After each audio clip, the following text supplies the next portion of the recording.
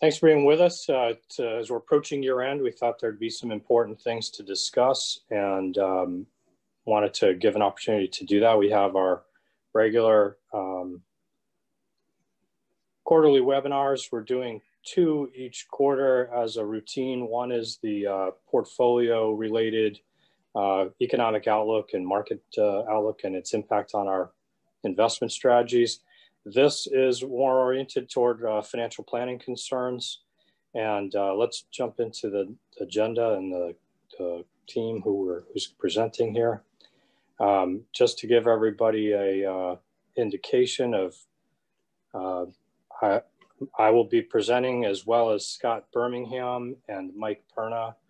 And let's give you a little bit of an indication of what we're going to be talking about today.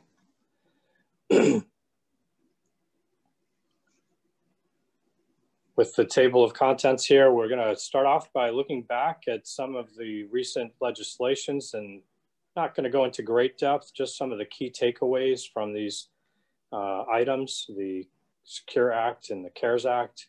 We'll also dig into some year-end planning ideas, things related to tax issues that you may want to give thought to. We'll also try to look a little bit ahead. There are some potential changes in taxes that we might anticipate. We'll touch on that briefly. And then try to remind you of some basic planning priorities that you may want to take time to think about as we go through the remainder of the year. So let's jump right into our content. As we look back, there were 2 real major legislations that became relevant this year. The first was the Secure Act. And there are a couple of big takeaways that I want to remind everyone of at this time. One is the idea that if you had earned income, you could still contribute to a retirement account like an IRA, even if you had reached 70.5. That's a change. It used to be you were capped not to be able to contribute to your retirement account like an IRA once you reach 70.5. So now that age cap is lifted. And so if you have income, even into your 70s and 80s and beyond, you can contribute to an IRA if you'd like to. You also, when it comes to required minimum distributions, if you did not have a required minimum distribution in 2019, you do not have to have one until you reach age 72. And as a caveat, a different legislation, the CARES Act, did lift the requirement for required distributions for 2020. So ultimately, the point here is just an awareness. If you haven't reached that RMD stage yet, the date, the timeline for that has been pushed until the year in which you reach 72. And if that's this year, you don't have to worry about it. And then finally, the other big change was that it used to be we had a stretch IRA. If you inherited money from a non-spouse for an IRA, you had the opportunity to stretch that out, the distributions, over your life expectancy. And that has changed now. It's still the same for people who already had that situation. So if the IRA owner died in 2019 or beyond, you still have the benefits of that stretch IRA. But for people who inherit an IRA in 2020 and thereafter, you have a 10-year maximum to be able to pull those funds out. And you can do that in a variety of ways, whether you take it all at once in year 1 or year 10 or some combination, equally or otherwise. You can take those funds out, but it has to be out within the 10 years or you'll have a additional tax, an excess penalty tax. There are some exceptions where the stretch IRA may continue in part, or and these are oddities, so I'm not going to go into them in this conversation.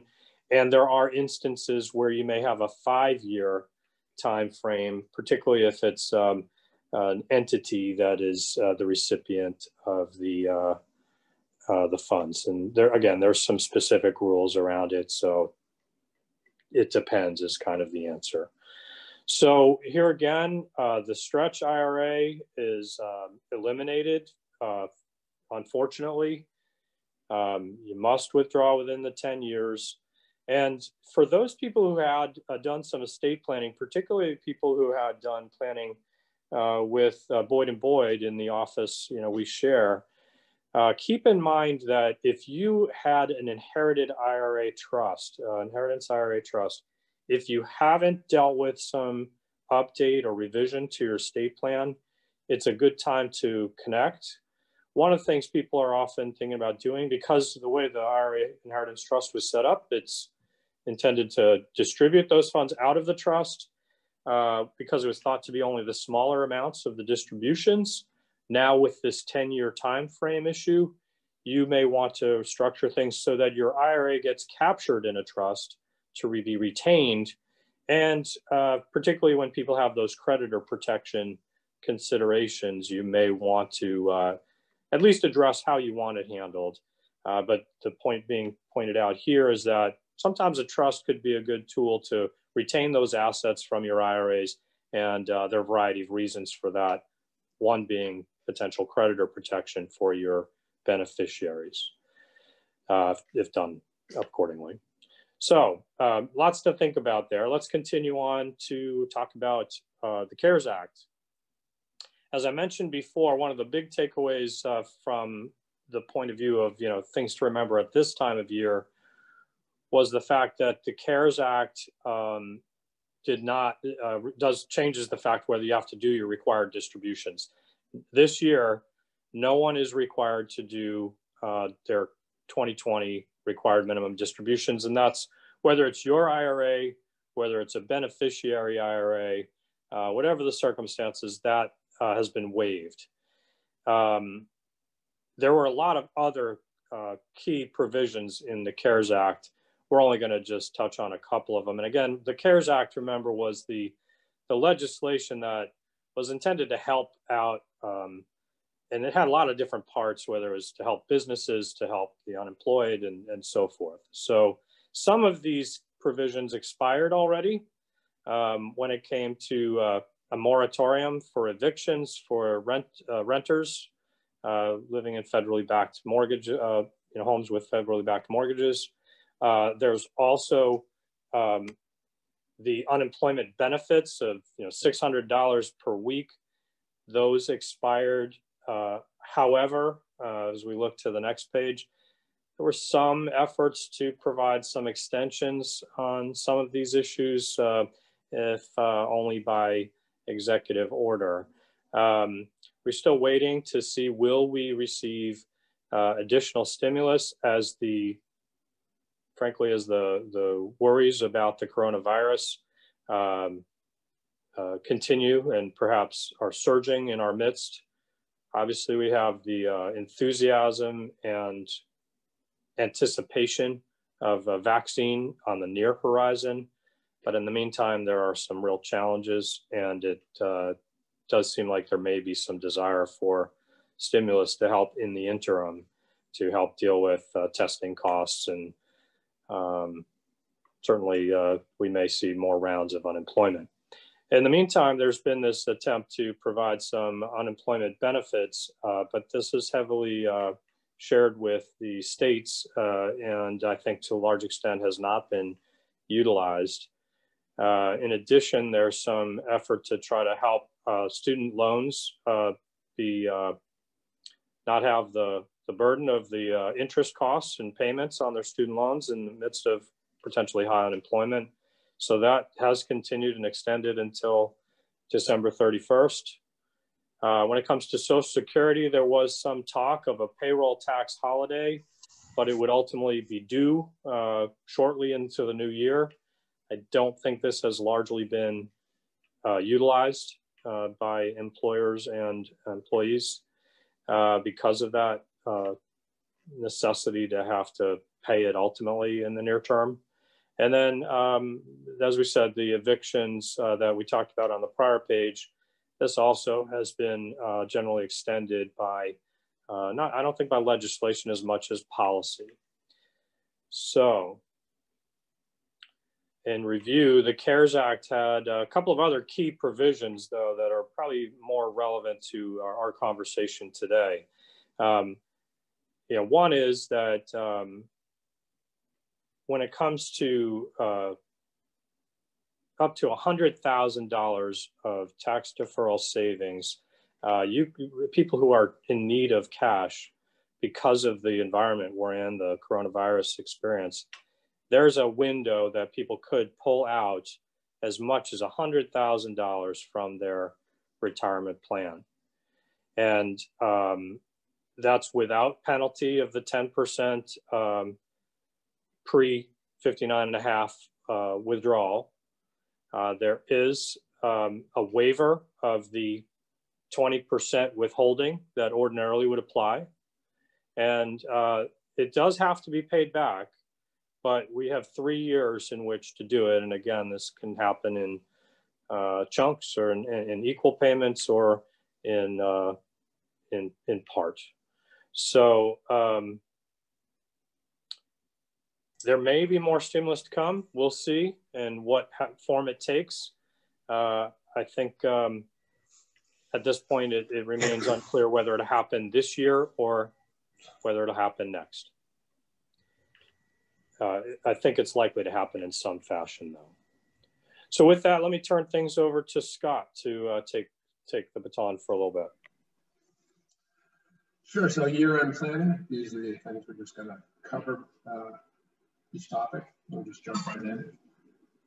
So maximizing the contributions. I'm going to go through the different accounts you can think about as the year-end approaches. We want to make sure people, if they have available cash, they want to fund their 401ks.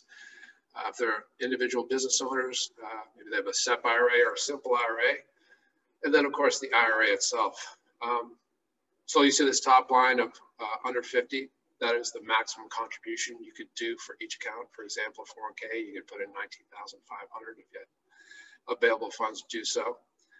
Line below it refers to if you're age 50 or older for each of these different programs, except for the SEP, there is a catch-up provision. So they want to make it available for folks who maybe weren't saving a lot in their early years to kind of put some extra money towards those plans every year. So 401k jumps up to $26,000. It's only a small jump for the IRA, going from $6,000 to $7,000, and then the simple jumps up $3,000 as well. So nice provision. Things to think about. It's the year end. We have 2 years, essentially a month and a half left of the year. Maybe you have a year end bonus coming up. Maybe it's possible in your plan you could put that directly into your 401k, kind of boost up your savings. And then you could talk to work itself. Said if you had available cash, you could essentially defer more from your paycheck this last month and a half if you want to try to get a little closer to that cap. But just things to think about, ways to put some money away and defer some taxes. So there are limits, for example, on IRA. So there is a deduction if you were to put money into your IRA. So looking at this page, if you're married, for example, and your spouse does not have, for example, a 401k plan at work, you can get the full deduction. If you're single and you don't have a plan at work, you can get the full deduction. But for example, if you're married and your spouse is covered by a work plan, then there are phases out. So to get the full deduction, it would be $196,000 of income, less modified AGI. And then it phases out, I believe, about say every $10,000 more, it phases out until it completely disappears. Gets a little confusing, but I just want to cover. So there's areas where your spouse is working and covered by a plan, and where your spouse is not covered by a plan.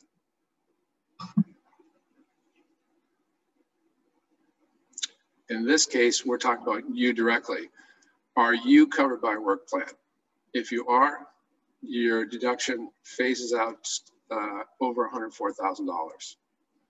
And that's if you're married, filing jointly. There's a whole another set of rules if you're married, filing separately, head of household, but we're trying to keep it simple. So married, filing jointly, 104 or less, you get the full deduction for an IRA. If you are single and you have, for example, a 401k, 403b at work, it's 65 or less, and you get the full deduction for your IRA.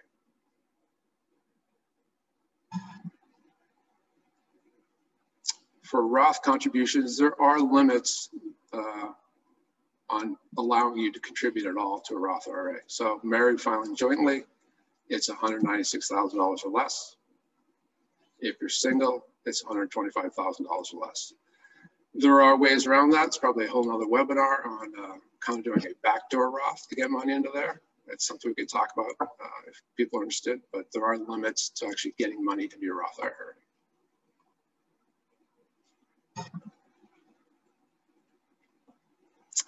Health savings accounts and flexible savings accounts. I love the health savings accounts. We're going to talk about that a little more in detail. But for 2020, if you're single and you have a high deductible healthcare plan, again, this is for people still working, have a paycheck, doesn't refer to a lot of clients maybe who are on Medicare and so forth. If you're single, you can put in $3,550. If you're a family, it's $7,100. I'm not really sure why that number just doesn't double, but that's the number I came up with. And then the rules are a little different if you are 55 and older.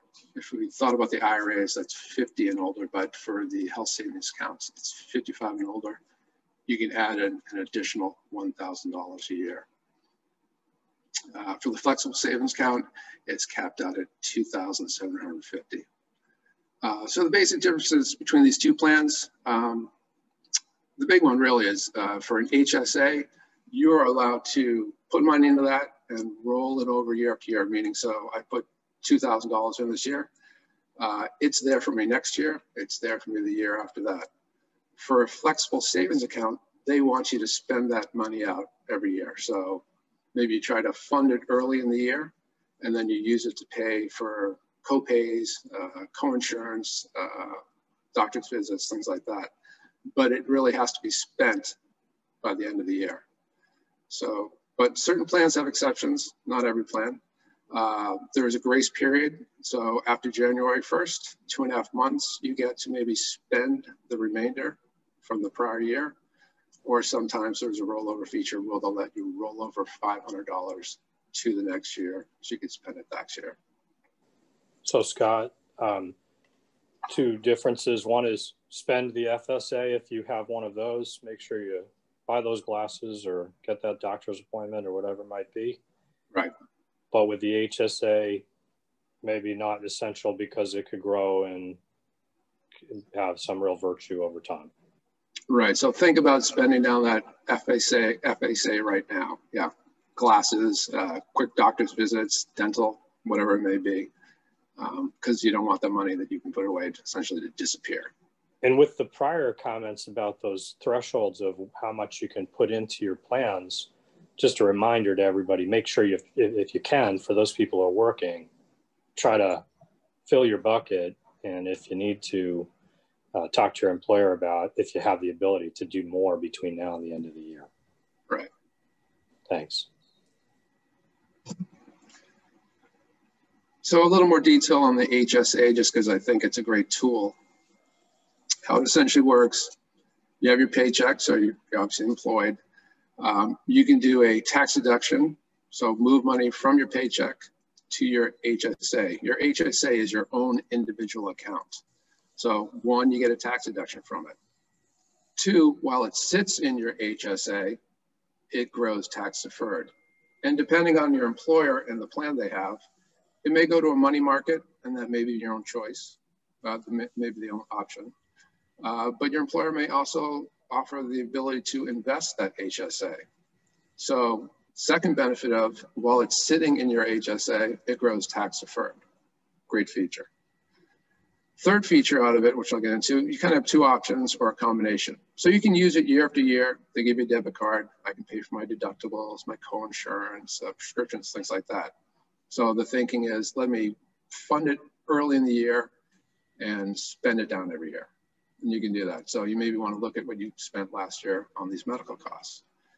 And when you pay for those medical costs with your debit card, it's tax-free. That's great. Triple tax benefit. But the real feature that I think is really attractive is you do not have to spend this down every year. So I can fund my HSA year after year, and I can let it accumulate. And if it's in an account that has, investment options, this could grow at a decent rate. So the idea is you could let it grow, say for 10, 20 years, whatever your timeline is. In retirement, you could spend it on these same things, deductibles, co-pays, prescriptions. It'll come out as tax-free. A little more complicated is you could just keep track of your expenses that you paid out of pocket in the prior years and essentially just pay yourself back from your HSA account and saying I'm paying off something I paid out of pocket 5, 10 years ago. It takes a little more pre-thought and a little planning, but there really isn't another tool like this where you get a triple tax benefit. So we just thought we'd kind of reinforce that piece. If you have it at work, it really is a great tool.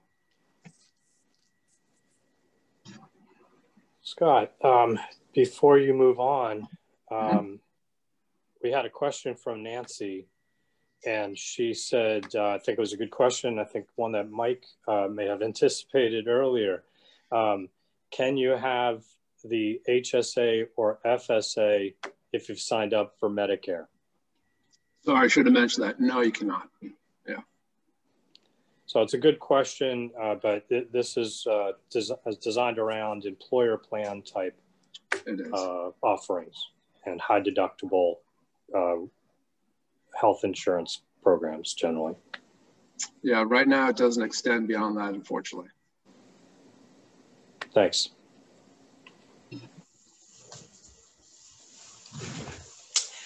We need to discuss tax loss harvesting, and this comes up every year, and a tax loss can actually be a benefit that you can use in the current year or carry forward. So let's take a look at how this would work. Assume we have a stock called ABC, and today we have a value of $250. We bought it in 2018 at $100. So that means we have a capital gain of $150. This capital gain would be taxable, okay? But it can also be offset by losses. So let us take a look at how we would do tax loss harvesting here. Can we have the next slide, Scott? Okay. As we said, you can offset realized taxable gains on your investment. And if you have more capital losses than gains, you can use up to $3,000 a year to offset ordinary income and carry over the rest of the future. And if you don't have any gains, they can use to offset income of future gains. Now, many times you may not be selling individual stocks to realize gains or losses, but if you do have a capital loss, okay, that you want to utilize, many times it can be utilized against the capital gains you receive from mutual funds. So most of our clients do have gains, capital gains that they have to report. So if they do have capital losses, they can utilize those against the gains that are reportable.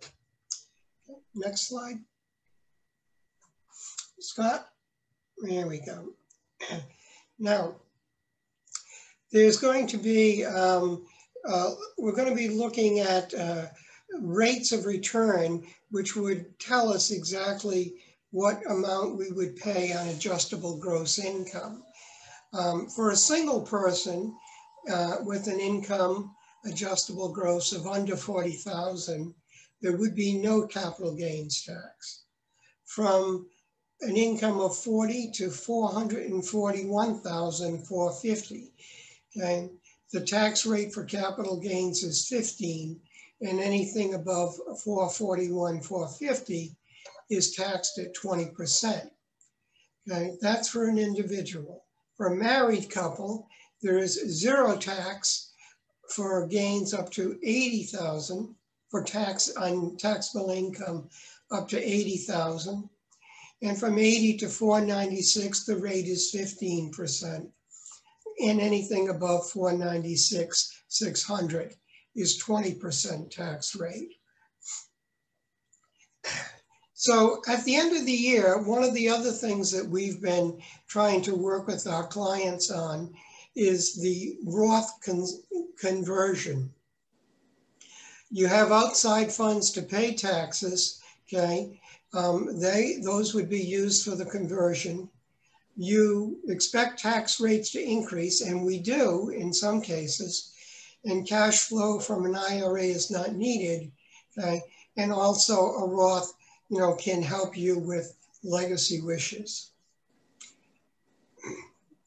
So one of our ideas for 2020 would be to do a Roth conversion instead of taking your RMD, your required minimum distribution. Scott, do you want to help us here? Sure. This is actually an output from financial planning software we use. So we run scenarios for clients. Does a Roth conversion make sense for you? And this is kind of a typical slide. So this green mountain you're looking at is your taxable income and how it increases over time. So you see at age 66, you have income coming in, you're still working, and then it plummets into a little valley there. That's where you no longer have a paycheck coming in and you're drawing down other accounts. So in this example, you see your income decline in retirement prior to age 72 and the requirement of distributions. There is an opportunity, should you want to, where you could take, we just do a Roth conversion. So we kind of fill up that valley, so to speak, convert money from your IRA to your Roth, which is going to increase your income for that year. But the idea is you're going to do the Roth conversion in a year where your income is lower and your income taxes are lower. So that mountain, which you see growing up to age 91, 92 in this example, that would lower a bit in your later years. So it all depends on, how big that valley is, how much you want to do every year. But the idea is, can we run a scenario where the end result is you end up with a bucket of tax-free money in your Roth, and we lower your taxes over the length of your retirement. So that's really the strategy behind that.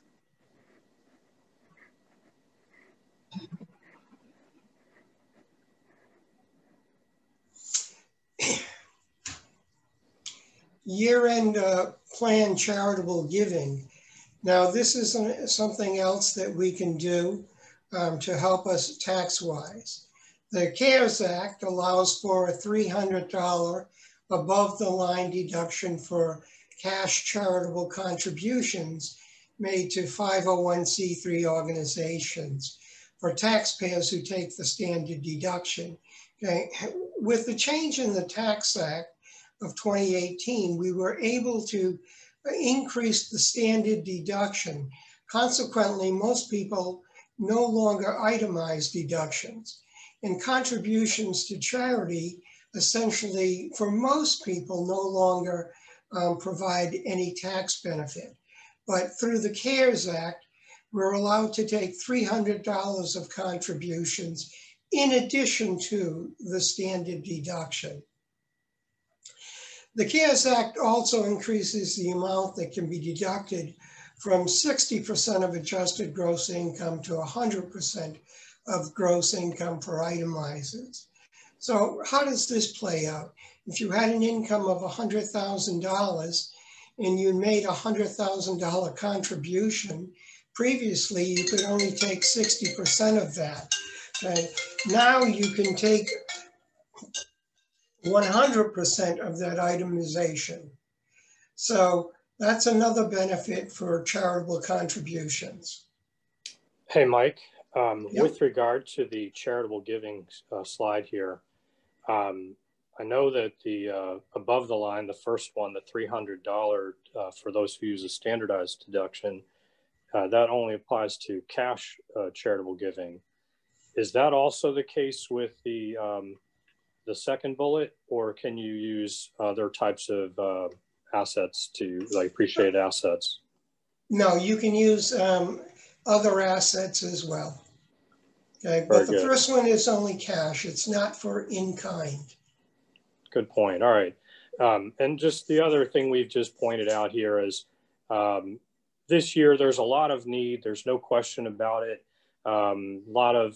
Because of circumstances with the virus and a lot of unemployed or businesses struggling. We just pointed out there's been several organizations we've tried to highlight through our radio show. These are just a few of them.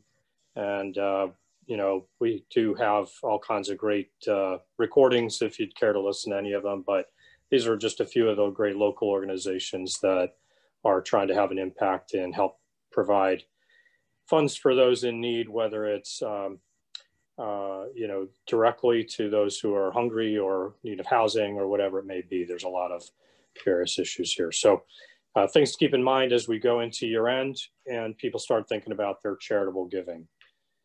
Thanks.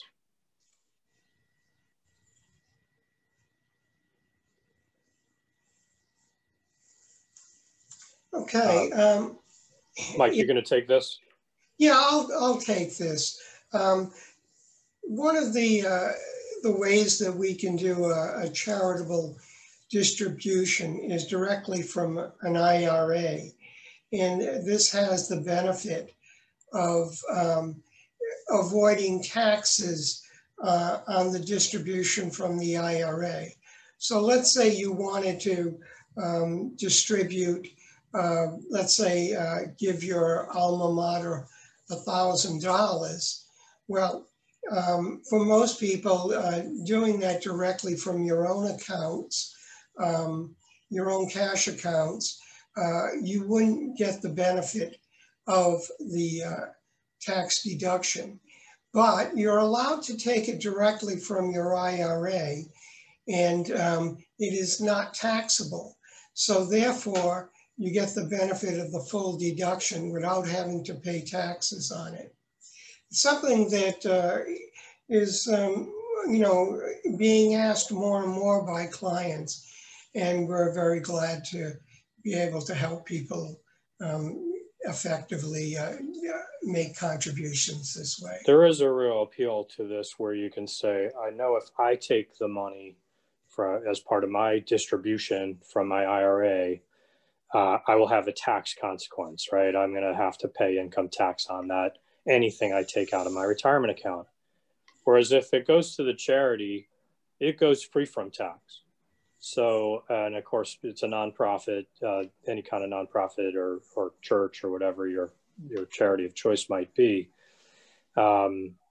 It gets to them without an income event. So a real nice way to avoid taxation while at the same time funding whatever charitable causes you're prioritizing in a given year. This year is an oddity with the prior slide that we talked about, but this is still a tool that people can use this year as well.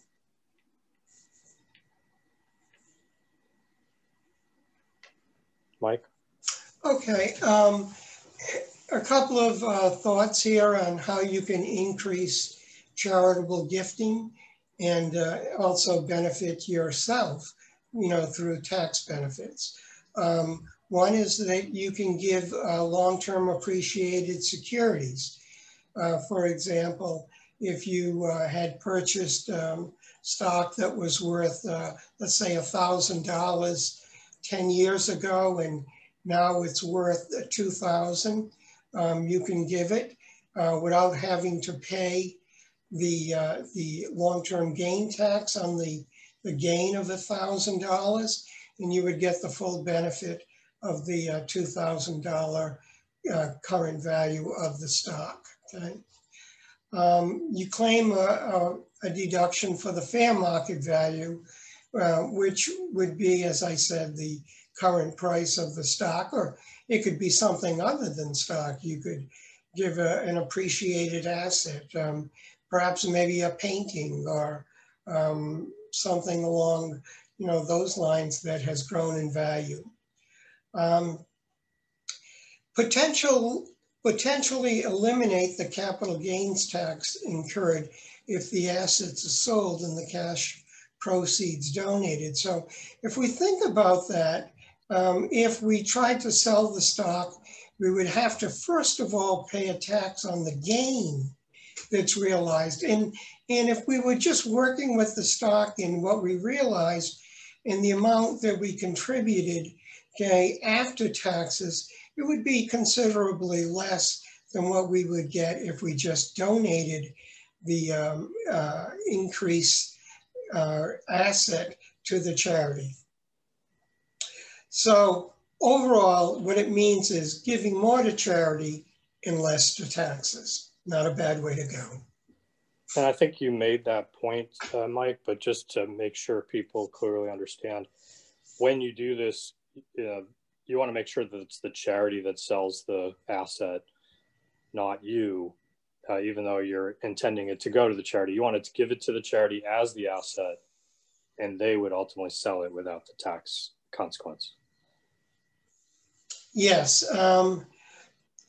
Well, charities, in effect, wouldn't pay taxes on it because they're not-for-profit organizations. Right. So they would be able to get the full benefit of the fair market value. Thanks. So win-win situation, really.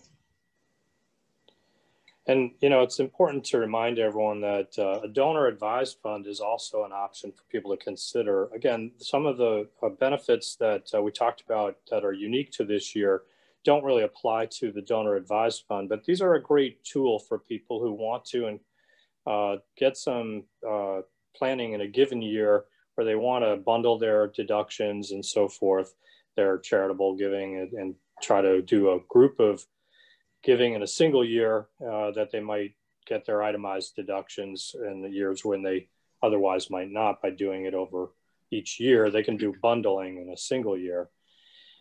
We're a fan of these for a variety of reasons. One is that a donor advised fund allows people to get the charitable contribution set aside. They can get their deduction generally, and it can grow in an account where it's set to invest for a time, and up to them when they decide to pull the funds out. One of the things that we think is really attractive about it for retirees in particular is you can sort of cultivate some family values around, hey, we put this money into a donor advised fund, and each year as a family, we're going to decide, how do we want to apply these funds? Which charity is our priority this year? And engage your family not only in talking about legacy in the form of estate planning and wealth generation, intergenerational wealth, but also in terms of values and passing on some of these priorities of what are the things you care about and your family can care about as you go from year to year, and applying your resources in part to some of these causes that are of importance to you. There's two firms that we work with right now. One is one where we can invest the funds, the American Endowment Foundation. So you can set aside the funds into a donor advised fund. We can continue to manage those funds on your behalf until you choose to release them or, you know, have them donated to the charity of choice, either in part or in whole. And then alternatively, and that can be done over, you know, many years where you have the funds set aside to grow and accumulate and then be distributed, or it can be done where you distribute something each year. The other one that's a local organization we're not necessarily involved with, but we've had some experience with, is the Cape Cod Foundation, and they do a lot for the community as well. So a couple of possibilities if ever that notion appeals to you. Talk to us about it and we can strategize around the best way to do some planning. So looking ahead, well, there's been some discussion about some tax changes. We're in an odd time right now where, you know, we anticipate Joe Biden is the president-elect, and that his policies will be the ones that we're focused on for what to anticipate for the coming presidential term. We do have the uncertainty as to what's going to happen with the Senate. And so eagerly awaiting to find out, will that remain in Republican hands, or will that also go to Democrat control? which would leave, if that were to happen, we'd have the House, the Senate, and the White House. I think from a market's point of view, we might prefer to have some divided government for what's a little bit more predictable. It's a little harder for changes to apply. But these are among the policies that the potential Biden administration would seek to enforce. I want to just point out that we just had a conversation that I recorded yesterday for this weekend's radio show. If you'd care to tune in, you'll hear this in depth. We spoke with Skip Schweiss. He's the incoming president of the Financial Planning Association, formerly an executive with TD Ameritrade, who focused on public policy. And so here's some of the bullets that he had in an article that, and these are items we talked about for our radio show interview. And by the way, if you don't get to listen to it at 3 o'clock on Saturday, you can catch it on our podcasts. It'll likely be posted on Monday on our website or Facebook page or any of the podcast locations that we post the Something More with Chris Boyd show.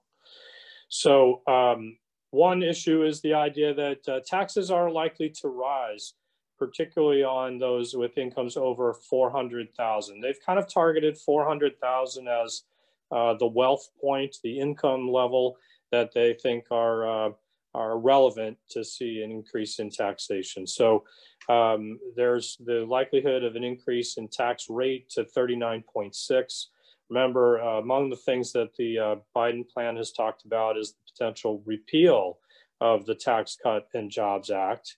I don't know to what extent that will likely happen, but I think that might be a little more difficult to do, given it depends on the construction of the Congress as to how that'll happen. But that seems like it's one we have to watch. There's also the desire to raise the corporate income tax rate. I'm not a big fan of this idea on the basis that I think, one of the problems we've had over the last several years prior to the Tax Cut and Jobs Act was the migration of corporations overseas. And that was because the perception that our tax rate wasn't all that competitive. And now it's more in keeping to make it more competitive. So I'm concerned that if we do raise the tax rate, that will also kind of revisit that issue of companies moving overseas. In any event, let's see what happens there. So that's another possible tax rate issue. There's also the proposal to see the estate tax have a change. We presently have a threshold where states that until they're over about $11.5 million, they're not subject to estate tax. The talk is to see if that would be going down under the Biden plan to a threshold of about $3.5 million for states to over which to be taxed. And from the rate, the tax rate to go from top tax rate from 40% to 45%. So the final point on this page is the idea that Social Security tax, we know that as it stands right now, we do have a problem with the Social Security, the benefits being able to be paid out. We have presently an expectation that sometime in the next 10 to 15 years, we will not have enough money to pay all the benefits we've promised. That doesn't mean there won't be any money. It would mean there'd be a discounted benefit that would be provided. I don't think this is a real risk because I do think that, there's a lot of voters out there that receive Social Security and there will be a solution to solve this. However, this is one way that's the problem. This is how the Biden administration is seeking to address that with their plan, their tax plan. So essentially, incomes over 400,000 would pay Social Security taxes. Now, right now, there's a cap where incomes up to 137,700 do pay Social Security taxes, FICA taxes. And after which there is no additional tax on the income that's earned above that figure. So essentially, you'd have a little hole here where there'd be no taxation for on that extra income for the FICA taxes.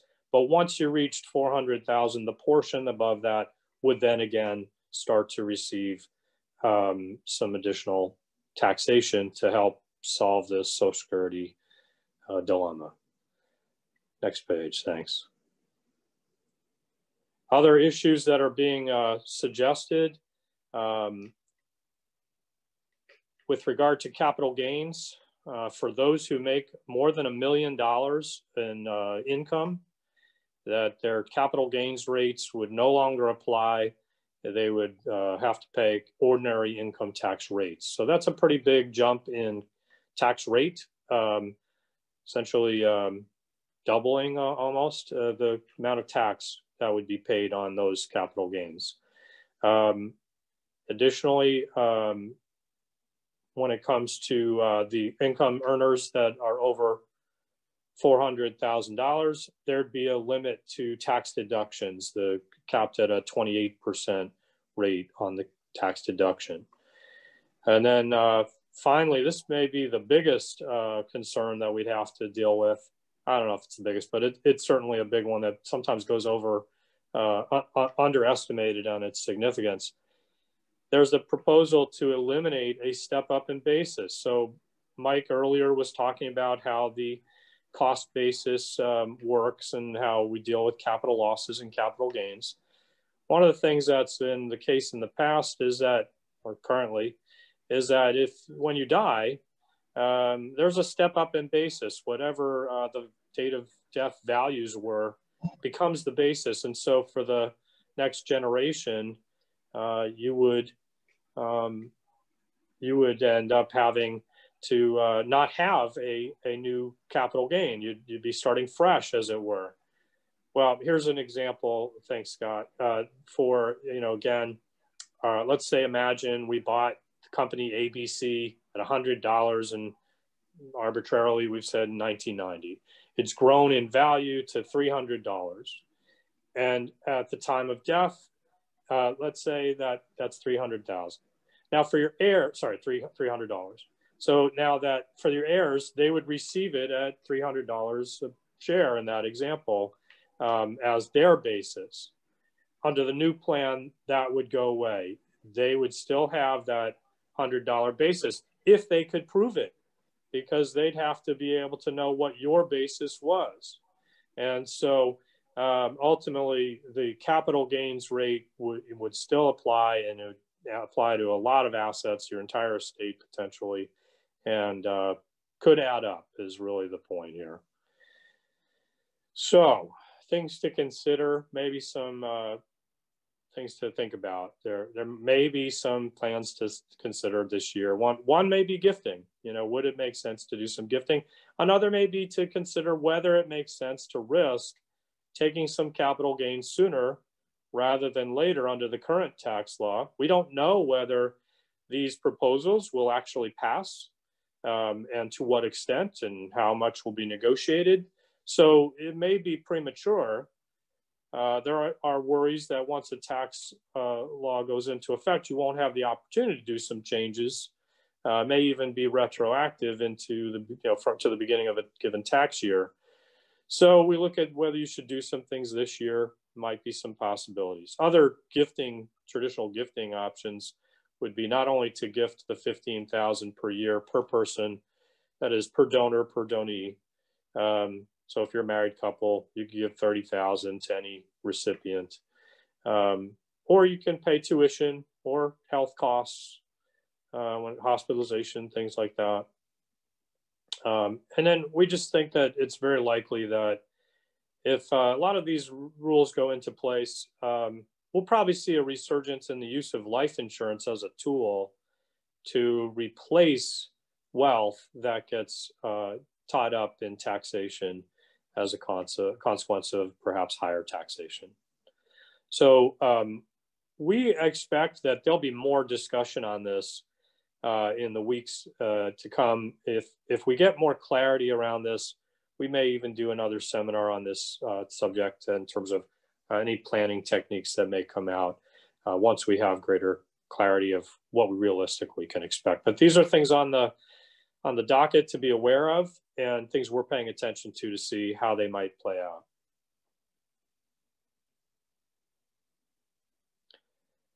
So Scott, do you want to continue on with this next section? Sure. Especially, I mean, this is an area we're always focusing on and stressing, but obviously the way things are with COVID today, we're really stressing folks take care of their estate plan. You know, are your documents up to date? I mean, do they reflect what you're trying to accomplish? Especially today, you know, if power of attorney is a big one. If your spouse or you were to go into go into the hospital and have to deal with COVID and get put under, does someone have power of attorney to deal with your financials? And do they know what you want? Do you want to be put on a ventilator? Do you have a living will kind of detailing, you know, how much kind of care and what kind of extraordinary means a medical facility is supposed to perform on you? They're not fun things to think about, but I think especially with what's going on today, you need to have these pieces, these documents in place, and really have to have these discussions with your state attorney and with your spouse. Have you discussed is needed? Does your family know how to distribute your assets, how your whole financial plan fits together if something happened to one or both of you?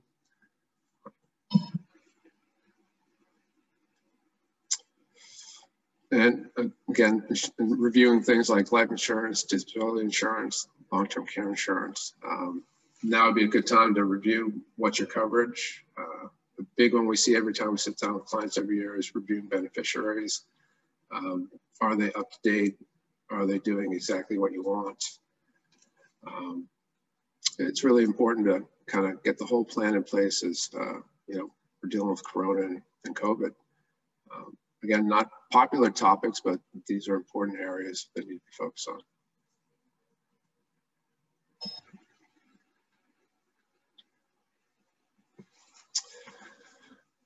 A lot of personal and detailed here was, you know, do your family members know where important documents are? So this is, these are things we kind of stress with clients as we talk about estate planning. A lot of areas. Where do you keep your wills and trusts? Are they kept in a safe? Are they kept in a safe deposit box? Do your loved ones have access to this information? Yeah, just to chime in, Scott, if your healthcare proxy is an important document, if it's tucked away somewhere where you're the only signer on the safe deposit box, that might be a problem, right? You know, we want to make sure that people know how to find these documents.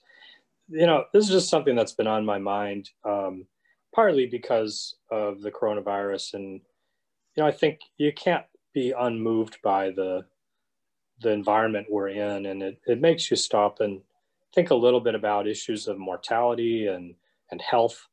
And because of that, it makes you want to stop and say, do we know how to deal with these issues with our family members, whether it's your spouse, your children, your parents? You know, have you had these conversations about how would we deal with these issues? Where would I find these documents if something was to happen to one of us, let's say a spouse, a couple? Would you know who to call for fill in the blank? And we've given a few ideas here about whether it's financial professionals or otherwise. It's not just financial life, it's, you know, just everyday stuff.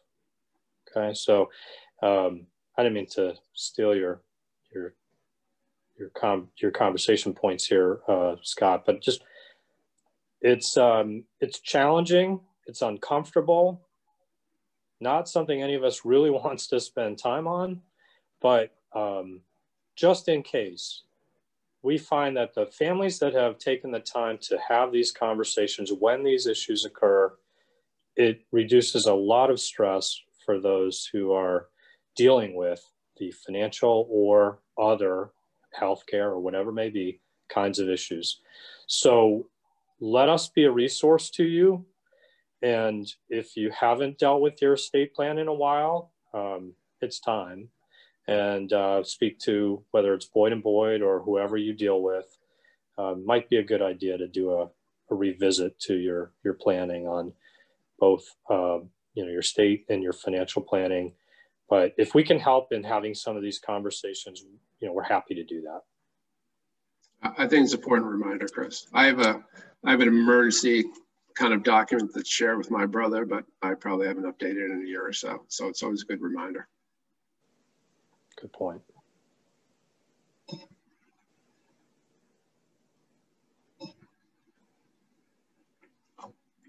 So we just want to remind clients and people who listen to the webinar, if they didn't know, they can go to our website, and under contact, there's an area called Getting Started.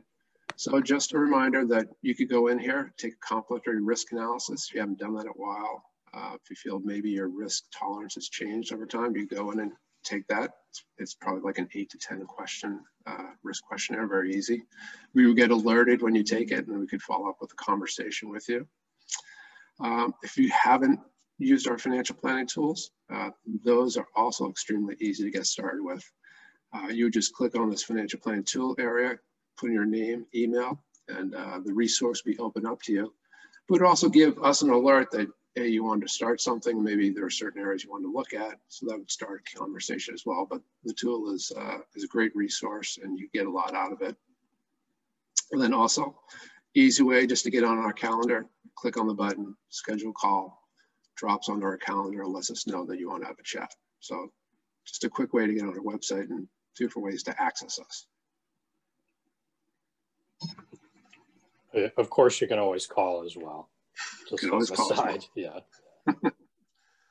And speaking of that financial planning section there, should you go on and use the financial planning tool, you would get an email from AMR with instructions on how to essentially take full advantage of it. You're able to link your accounts, bank accounts, investment accounts, which gives you a tool to have all your picture in essentially one place.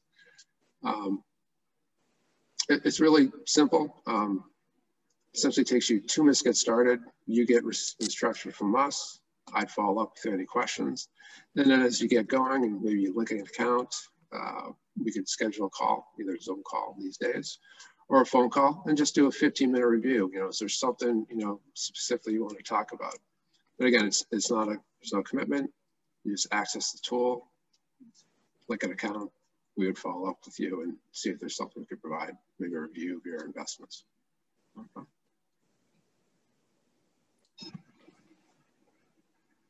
Very good. Yeah, sorry, you go ahead with that. I just want to mention, if anyone has questions, now's a good time to just either raise your hand, put something in the Q&A section or in the chat area. Sorry, continue on. No, it's just a quick summary of what we discussed. So thinking about year end, great time to think about maximizing your retirement plan contributions. If you do have an FSA, you do have to spend it down by year end if there is no rollover feature or extension feature. Capital gains planning, again, I'm sure a lot of people have a lot of gains this year, but do you have some prior losses? Maybe you want to think about offsetting them, or maybe even selling some winners. Again, that's a discussion you can have with us.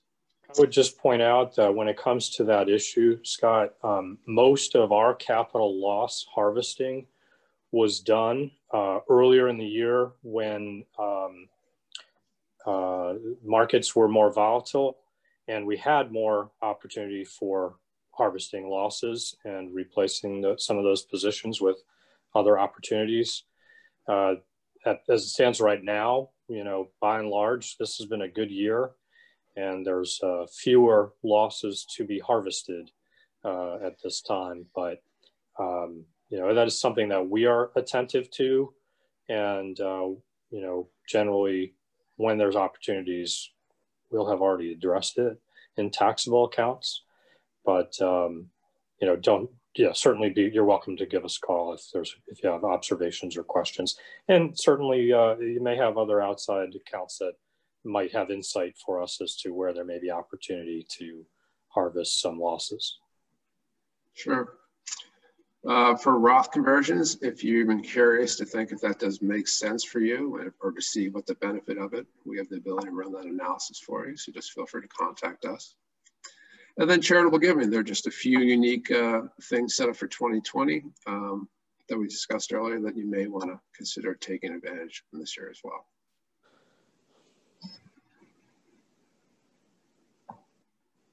So there's lots of opportunities to connect with us.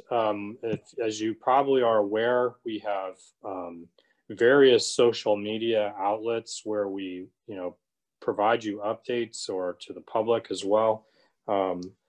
We also have on our website some great resources. As it stands right now, when it comes to social media, we both have something for the radio show, something more with Chris Boyd, but also the firm Asset Management Resources. And so both of those have Facebook, Twitter, and LinkedIn outlets. We also have some YouTube exposure where we post some of our programs like these. We post those on the website though as well, and they are readily found in the clients section. There's also resources that we send out to you periodically, newsletters of various types. We have perspectives, we have the resources review, and we have investment insights. And we are doing these periodically. Each has different role in the way we think about our messaging. But in any event, we try to keep you informed with these, and these are archived on the website as well. In addition, I mentioned the podcast. We take the radio show, we do distribute it out to just about anywhere you listen to a podcast, if you happen to do that. More and more popular. Hope you'll check in with that every once in a while, see if it's a topic of interest to you. We try to keep our views expressed there when it comes to the markets and some of these various planning techniques that we've been talking about. It's kind of a good way to be aware of some of the things we're focused on in a given year at a given time. But there's lots and lots of ways that we're trying to convey our insights with you. Besides the meetings we have with you one-on-one, you're always welcome to reach out to have one of those. We also are trying to communicate with you through all these other avenues as well, so just to keep everyone informed. So, and as an aside, I'll just mention, if you take advantage of any of these, or even if you don't, you may want to share these with family and friends who may benefit from some of these insights as well. And I think that's probably maybe the last point I'll end on, is that as much as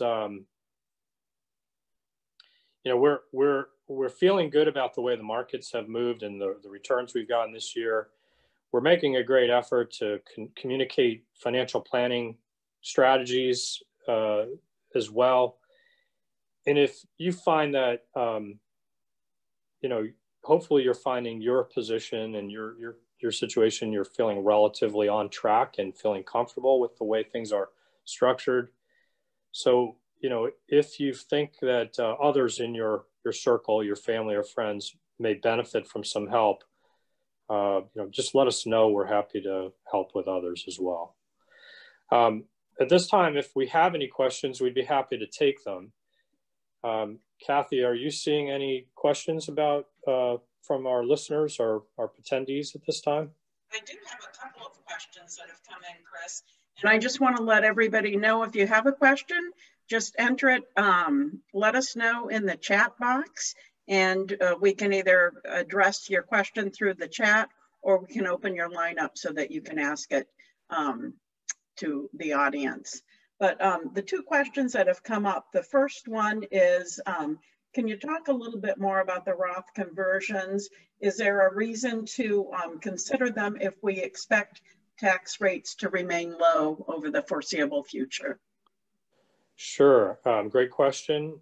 If we expect tax rates to remain low, it becomes less compelling, less pressing to worry about that. The only reason we might focus on it though is dependent on your particular circumstances. Scott, if you wouldn't mind going to the slide that shows the the little dip that you had, the slide that you focused on.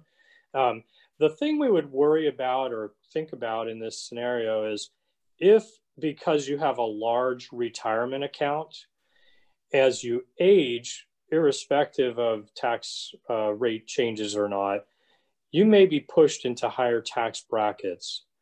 Because if you have a large retirement account, it may grow, particularly even in your early retirement years.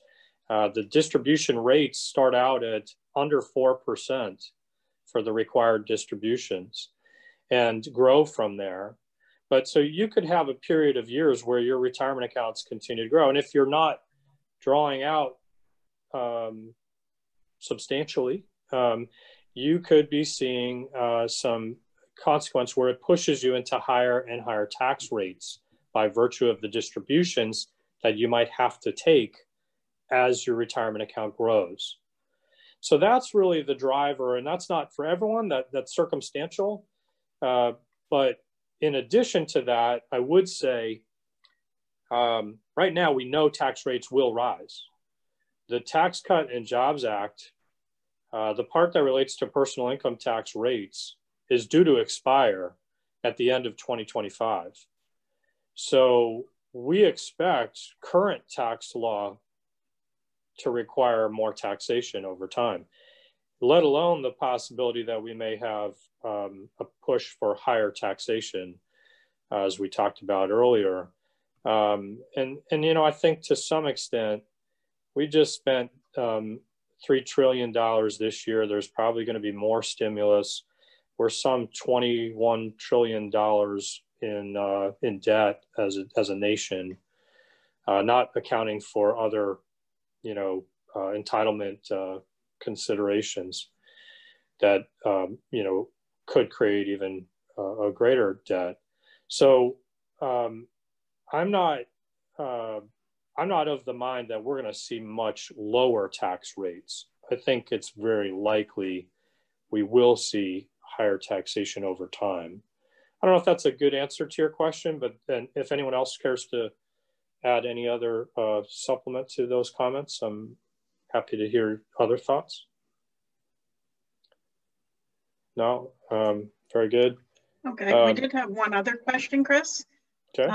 And I'll ask that. We've seen certain industries evolve with the coronavirus, such as high tech, and we've seen others suffer, such as commercial real estate.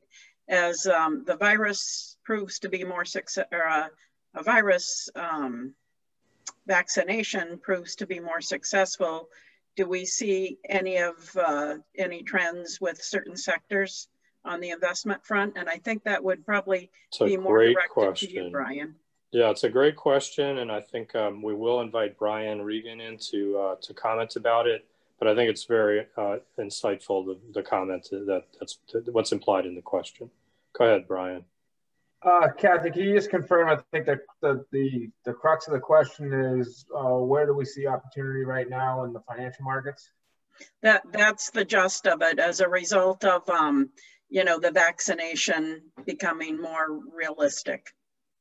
Yeah. So you know, I encourage everybody to go back and read our investor letter or our investment insights from this quarter that we recorded in October, and the letters from October 9th. It's right on the landing page of the website, and you'll see that, you know, we anticipated the vaccine.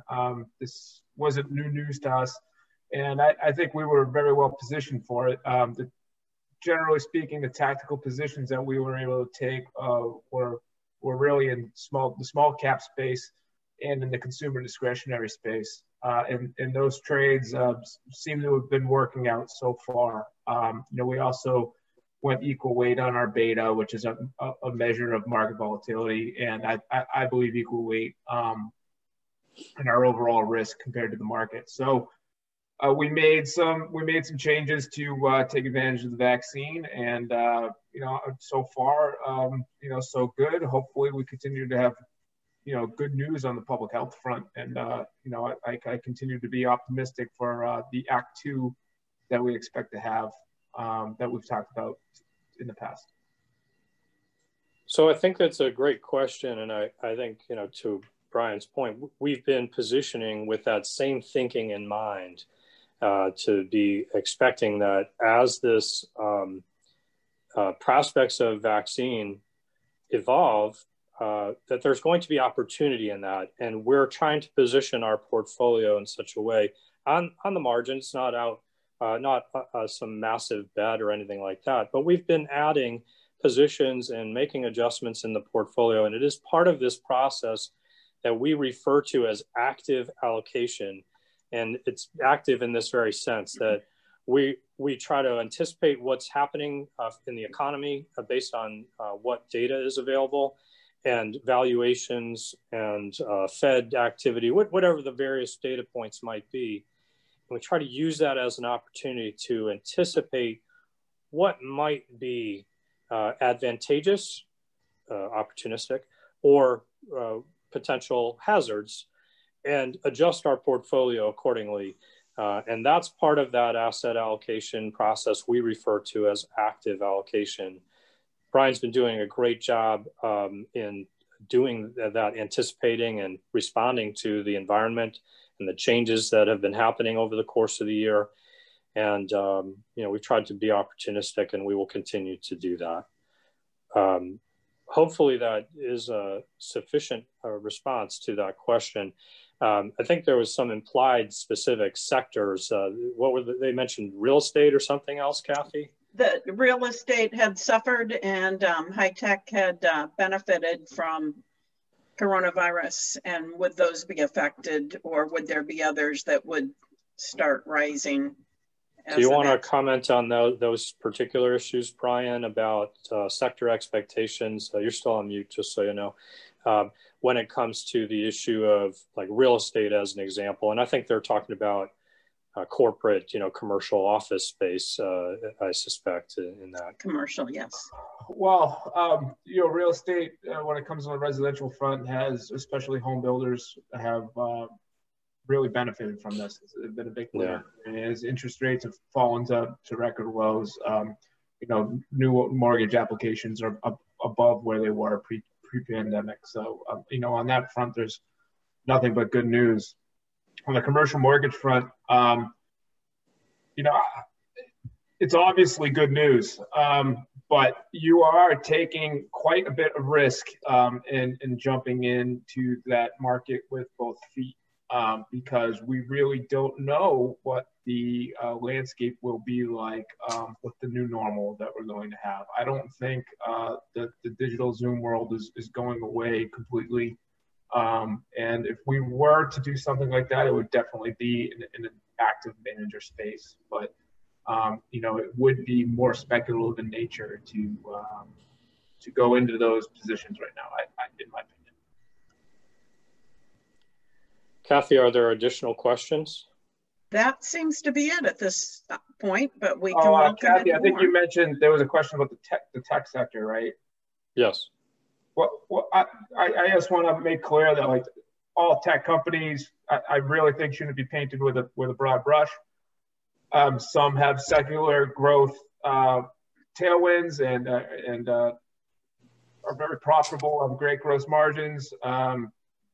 They have few competitors. They've carved out wide moats. And then there are others that have had wild success during the coronavirus, and it's very questionable whether it's sustainable. So, I think you do need to become more selective in that area. We've seen that we've discussed in the investment webinar how there's been a tale of two markets, and how I mentioned how I would expect some kind of reversal in those markets where growth, the IWF, excuse me, forgive me, I forget the tickers, but the growth part of the Russell 1000 has far surpassed the value part of the Russell 1000.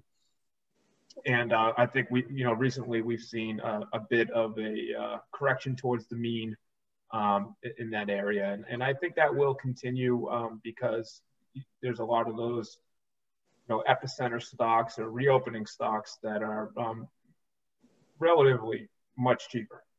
So, it's a more complicated issue than just will this do well. I think you need to look, like most things, look under the hood a little bit. You know, one other thing I'll just ask you to comment on briefly because of, I think might be of interest to some of the people who have been on the call. Would you just talk about our experience with gold and outlook and how you think about that? Yeah, so gold's been plateauing a little bit, but it's done exceptionally well since we've been in it. We've been in it probably a year and a half now, maybe a year and 3/4 now. It's plateauing a little bit because there's an expectation that with a market recovery, interest rates will rise. I want to be careful I'm definitely not as bullish on gold as I once was, but I'm also not completely pessimistic either, because real interest rates are still very negative, which means that, you know, if you go into a treasury position on an inflation adjusted basis, you're guaranteed to have a negative return. And in that scenario, you should expect currencies to fall and gold to benefit. So for that reason, we're continuing to hold a gold position. Thanks. Well, if clients have other questions when it comes to issues of their portfolio, we are happy to address those. Do tune into our regular kind of commentaries about those. We do a quarterly webinar specifically around the portfolio design and drivers behind that, usually the first month of each quarter. And then we're doing these financial planning oriented discussions following that in the next month. So that's what we've kind of tried to outline here as we go into year end. Lots of things to consider. Maybe we can just jump this to the last page or the disclosure. We're always supposed to have some compliance disclosure for everybody. Mm-hmm. And if you have any need for help with thinking about any of the things we've talked about today, you know, don't hesitate to reach out. That's why we're here. It's what you're paying us for. We're happy to try to be of help to you, and we'd welcome the engagement with you. So 508-771-8900, toll free 866-771-8901. You can reach out to us through our website, amrfinancial.com. In any case, thanks for making the time to be with us today, and hope this has been valuable to you. We appreciate you being our clients and the trust that you put in us. Hope we do our best to get you the results you expect. Thanks very much, everybody.